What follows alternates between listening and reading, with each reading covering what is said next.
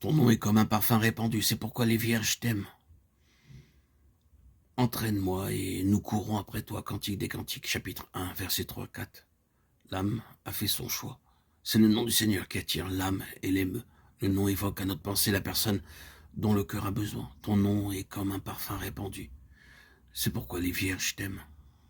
Les jeunes âmes sont conquises par lui dès l'abord, et elles l'aiment à cause de ses dons. Mais celle qui a une vision céleste s'écrie « Attire-moi, et nous courons après toi, afin que je le connaisse, lui. » Tel est le désir que l'Esprit divin éveille dans le cœur. De plus, au fur et à mesure que l'âme va de l'avant pour connaître le Seigneur, d'autres se trouvent attirés par sa course. À moins que nous n'ambitionnions un parfait développement dans le domaine spirituel, nous sommes un obstacle dans le chemin des autres. Mais nous exerçons inconsciemment une force d'attraction vers Dieu si nous cherchons à le connaître et à marcher avec lui. L'âme qui s'est donnée au Seigneur sait que c'est là son œuvre et qu'il l'achèvera. Il la tirera hors d'elle-même et jusqu'en lui, sa demeure par le Saint-Esprit. Nous courons après toi. Ce qui lui revient, c'est de vouloir. Elle ne peut que s'abandonner à la sagesse de son Seigneur et répondre à son attirance. Entraîne-moi, nous courons après toi. Le roi m'a introduite dans ses appartements. Nous nous erguerons et nous nous réjouirons en toi.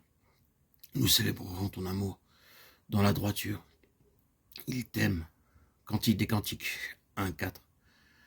À peine s'est-elle décidée pour Dieu qu'elle s'écrie « Le roi m'a introduite dans ses appartements ». Notons qu'il ne s'agit pas de la salle du banquet, mais des appartements où elle sera préparée pour être rendue capable de saisir une plus grande connaissance de son Seigneur. Et dans l'expérience du racheté, ceci peut être la révélation du Consolateur, le Saint-Esprit de la promesse. Déjà, l'âme a reçu, sous son influence, le don de la vie éternelle. Déjà, le Saint-Esprit a fait naître en elle les aspirations vers Dieu. Mais peut-être ne l'a-t-elle jamais connu en tant que personne et comme celui que le Père a donné pour prendre de ce qui est à Jésus afin de le révéler. Aussi avait-elle une tendance à donner plus d'importance à sa consécration et à sa foi qu'à l'action intérieure du Saint-Esprit et au Saint-Esprit lui-même. Elle ne possédait donc pas la joie qu'il y a à le connaître comme instructeur personnel, chargé par le Père et le Fils de la conduire en toute la plénitude de Dieu.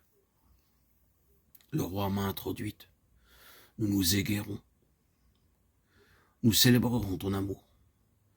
À cause des nouvelles révélations dont l'âme est l'objet, elle apprend à se réjouir dans le bien-aimé plutôt que dans ses dons, de sorte qu'elle aussi, avec les vierges, elle voit sa gloire et célèbre son nom.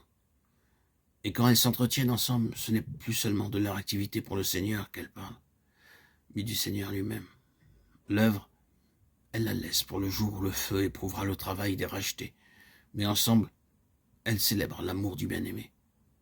Pour pouvoir s'entretenir ainsi de la personne de Christ spontanément, joyeusement, il est nécessaire de marcher en toute intégrité, avec une conscience nette de toute offense, devant Dieu et devant les hommes.